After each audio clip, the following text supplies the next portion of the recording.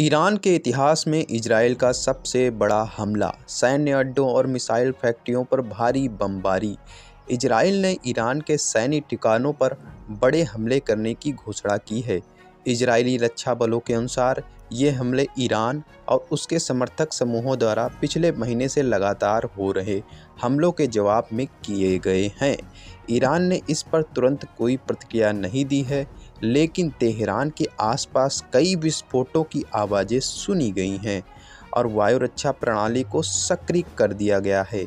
ईरानी media का कहना है कि इस्लामिक रिवॉल्यूशनरी गार्ड कॉर्प्स के ठिकानों को निशाना नहीं बनाया गया है।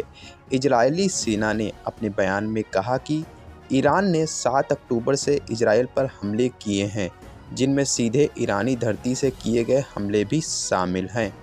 बयान में यह भी कहा गया है कि इजरायल को अन्य संप्रभु देश की तरह प्रतिक्रिया देने का अधिकार है।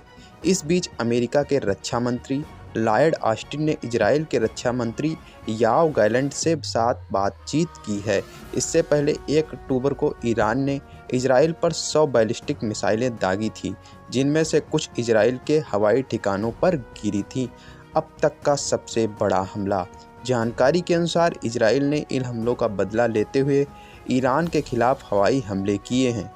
यह हमला उस 1 अक्टूबर के हमले का जवाब था, जिसमें ईरान ने बैलिस्टिक मिसाइलों का इस्तेमाल किया था। 1980 के बाद यह किसी शत्रु देश द्वारा ईरान पर किए गए सबसे बड़े हमलों में से एक है। सूर्योदय से पहले मिशन पूरा। इजरायली हमले तेहरान में सूर्योदय से पहले समाप्त हुए। इजरायल ने मिसाइल निर्माण स्थलों और अन्य रणनीतिक ठिकानों को निशाना बनाया।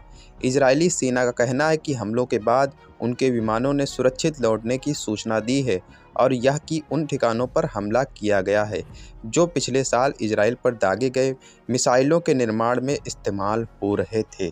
इजरायल की अमेरिका पीछे पूरी तरीके से सपोर्ट कर रहा है। जी हाँ दोस्तों, मैं बताने वाला हूँ, इजरायल की अमेरिका पीछे पूरी तरीके से सपोर्ट कर रहा है। इजरायल जब भी हमला करता है फिर अमेरिका से बात करता है, मतलब अमेरिका कहीं ना कहीं इजरायल को पीछे से सपोर्ट कर रहा है। ईरान के इतिहास में ईरान पर यह सबसे बड़ा हमला है। इसके पहले ईरान ने इजरायल पर हमला किया था, उसी के जवाब में इजरायल ने ईरान पर यह सबसे बड़ा हमला कर दिया है।